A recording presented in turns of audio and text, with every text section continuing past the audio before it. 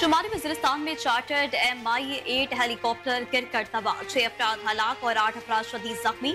Helicopter में 3 रूसी pilot समेत 14 मुसाफिर सवार थे। जराये के मुताबिक हेलीकॉप्टर शुमाली वज़ीरिस्तान में परवाज के दौरान ऑयल फील्ड के करीब गिरकर तबाह हुआ। हेलीकॉप्टर हादसा तकनीकी वजूहात के बाइस पेश आया। हादसे का इलाके में सिक्योरिटी सूरत हाल या दहशत गर्दी से कोई ताल्लुक नहीं। हेलीकॉप्टर शेवा वज़ीरिस्तान ब्लॉक में पर्सनल ट्रांसपोर्टेशन फराहम कर रहा था। हेलीकॉप्टर में उड़ान भरते ही तकनीकी फॉल्ट पैदा हुआ। इमरजेंसी लैंडिंग करते हुए हेलीकॉप्टर का टील रूटर जमीन से टकरा गया। जख्मी CMH थल मुंतकिल।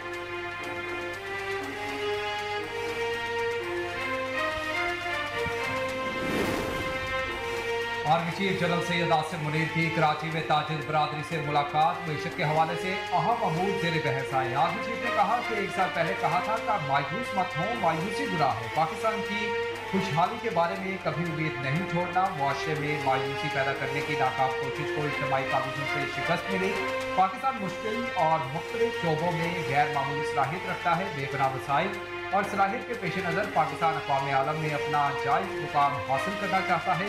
फौज गैर कानूनी सरगर्मियों के खिलाफ कार्रवाई के लिए पुरअज़म है। आर्मी चीफ ने कहा कि बरादर दोस्त ममालिकान चीन, सऊदी अरब और UAE की जानिब से पाकिस्तान की मुआशी बहाली में किरदार काबिल सताइश है। पाकिस्तान के रोशन मुस्तक़बिल पर सबको गैर मुतज़लज़ल एतमाद होना चाहिए।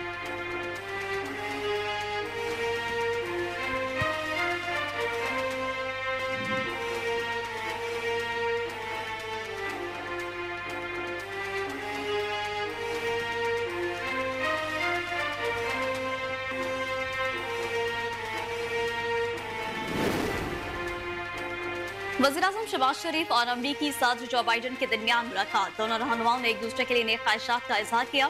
वज़ीर-ए-आज़म ऑफिस से जारी करदा बयान के मुताबिक शहबाज शरीफ ने गुज़श्ता शब जो बाइडन की जानिब से जनरल असम्बली के इजलास में शरीक सरबराहान हुकूमत के एजाज़ में दिए जाने वाले अशाइये में शिरकत की। अशाइये में दीगर ममालिक के सरबराहान मुमलकत भी शरीक थे।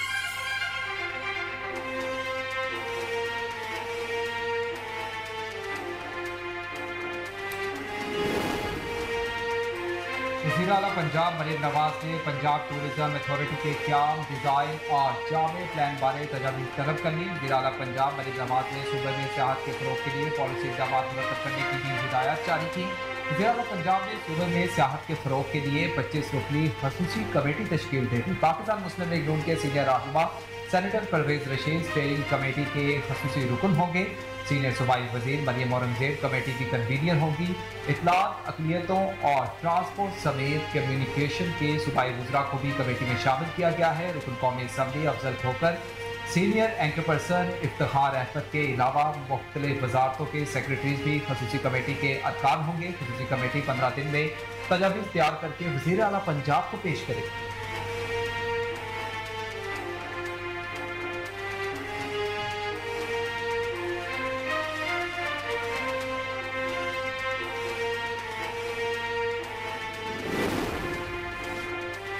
गजा में इसराइल की बर्बरियत जारी रही। इसराइली फौज की जानिब से पनाहगज़ी कैंप और स्कूल पर बमबारी की गई। गजा पर बमबारी से 24 घंटों के दौरान 39 फलस्तीनी शहीद हो गए। इसराइल से लाई गई 80 नामालूम लाशों की इज्तिमाई कब्र में तदफीन कर दी गई। तेल अवीव और शुमाली इसराइल में सारन बज उठे। इसराइली फौज ने यमन से दागा गया मिसाइल तबाह करने का दावा कर दिया। दूसरी जानिब इसराइल ने लबनान पर ताकतवर मिसाइलों से 10 बड़े फजाई हमले किए, जिसके नतीजे में 6 अफराद जाँ बहक, 51 जख्मी हो गए। बड़ी तादाद में मजीद जानी नुकसान का खदशा है। गैर मुल्की मीडिया के मुताबिक हमले में हिजबुल्लाह के सरबराह हसन नसरुल्लाह की बेटी ज़ैनब नसरुल्लाह की शहादत की इतलात भी हैं। हमलों में 6 इमारतें मलबे का ढेर बन गई। इसराइली फौज ने हिजबुल्लाह हेडक्वार्टर्स को निशाना बनाने का दावा भी किया है।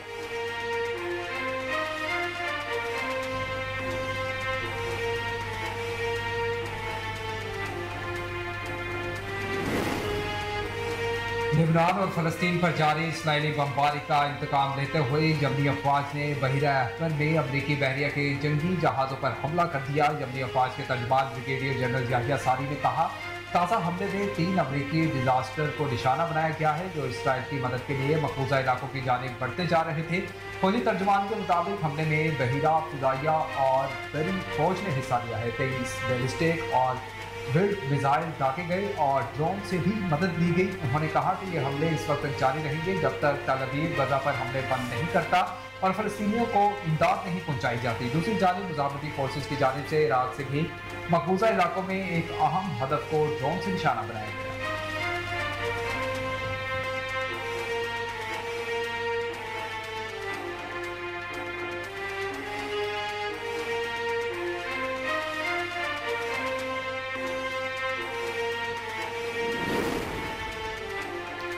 मुस्लिम लीग नून मियां नवाज शरीफ और वजीर आला पंजाब मरियम नवाज से जापान के सफीर वाडा की मुलाकात। तीनों रहनुमाओं की मुलाकात में बाहमी दिलचस्पी के अमूर, दो तरफा ताल्लुकात के फरोग और मुख्तलिफ शोबों में ताउन बढ़ाने पर तबादला ख्याल किया गया। इस मौके पर गुफ्तगू करते हुए लीगी सदर मियां नवाज शरीफ का कहना था कि पाकिस्तान और जापान के माबैन बेहतरीन ताल्लुकात को मजीद वुसअत देने के लिए पुरअज़्म है। जापान अक़वाम आलम ने अपनी मेहनत और लगन से नुमाया है।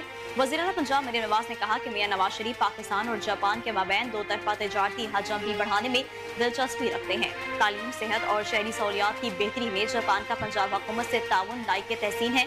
उन्होंने मजीद कहा कि पंजाब में तालीम, सेहत, तवानाई समेत दीगर शोबों में सरमायाकारी का बड़ा पोटेंशियल मौजूद है।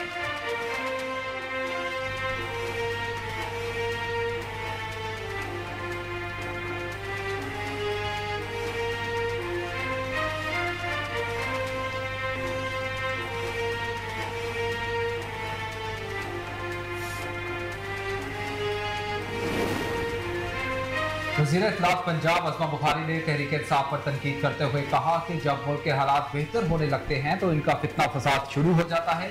मजीद खोली के वज़ीर आज़म शहबाज शरीफ ने अक़वाम मुत्तहिदा में फ़लस्तीन और कश्मीर का भरपूर मुकदमा लड़ा। उन्होंने अपने खिताबात में पाकिस्तानी कौम की तर्जुमानी की। पूरी दुनिया ने कश्मीर फ़लस्तीन पर पाकिस्तान के वाज़ेह मौक़िफ़ को सुना। उन्होंने कहा कि वज़ीर आज़म ने इसराइली वज़ीर आज़म की तकरीर का बाइकआउट किया, जिसकी तकलीद करते हुए बाकी ममालिक ने भी इसराइली वज़ीर आज़म का बाइकआउट किया। अक़वाम मुत्तहिदा के बाहर तमाशा लगाने वालों को मुँह की खानी पड़ी। सूबाई वज़ीर ने मज़ीद कहा कि जब मुल्क के हालात बेहतर होने लगते हैं तो इनका फितना फसाद शुरू हो जाता है। जेल में बैठे फितने को मुल्क का सुकून अच्छा नहीं लगता।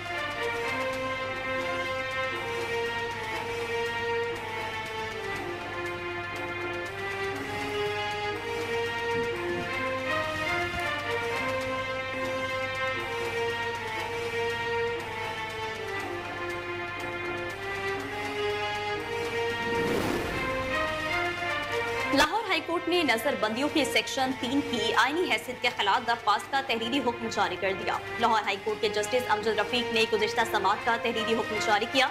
तहरीरी हुक्म में कहा गया है कि दरख्वास्त गुजार के वकील ने नजरबंदी के सेक्शन 3 को मुअत्तल करने की इस्तदा की। पंजाब हुकूमत के वकील ने दलाइल दिए कि मोहलत की इस्तदा की जाए। सरकारी वकील इस सेक्शन पर अदालत की मामलत करे। अदालत समाअत 1 अक्टूबर तक मुलतवी करती है।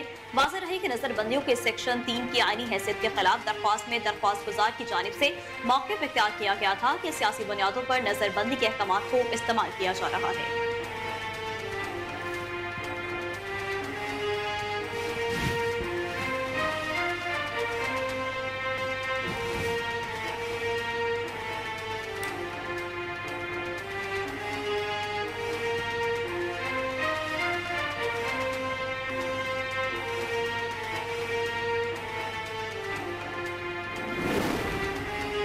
अमीर जमात इस्लामी हाफिज नेमो रहमान ने कहा है कि 29 तारीख को पूरे पाकिस्तान में धरने दिए जाएंगे। पहले हमने शटर डाउन हड़ताल की, अब पहिया जाम हड़ताल करेंगे। हैदराबाद में जलसे से खिताब करते हुए हाफिज नेमो रहमान ने कहा कि पीटीआई का हाल देख लें कि लीडर गिरफ्तार हुआ तो पूरी पार्टी तकसीम है। ये लोग चाहते हैं कि वन मैन आर्मी के तहत पार्टियां चलाई जाएं। जमात इस्लामी के इंतखाबात होते रहते हैं। मजीद बोले कि हम जमहूरियत की बहाली और आइन की बालादस्ती की तहरीक लेकर चल रहे हैं। हम हक तो हैदराबाद की तहरीक चला रहे हैं। जमात इस्लामी की जिम्मेदारी है कि नौजवानों को बाइख्तियार बनाए। वीर जमात इस्लामी ने कहा कि हम गजा के लोगों को नहीं भूल सकते। 1 साल हो गया लेकिन उन्होंने हथियार नहीं डाले।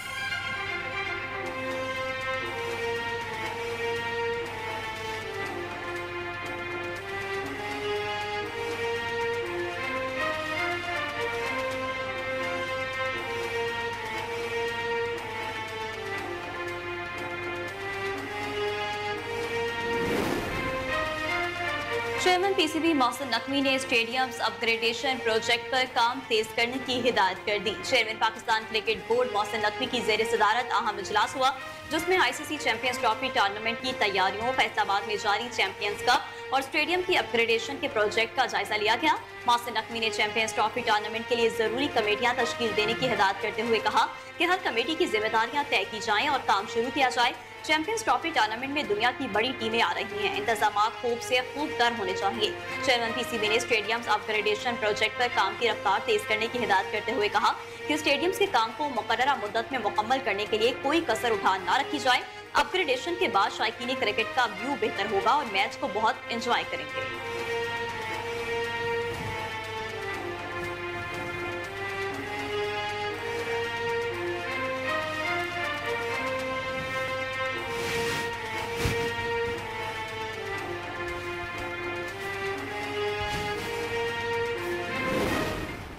और पाकिस्तानी शोबिज़ इंडस्ट्री की मारूफ अदाकारा आयशा खान ने ब्राइडल लुक में हुस्न के जलवे बिखेर कर फैशन की दुनिया में तहलका मचा दिया।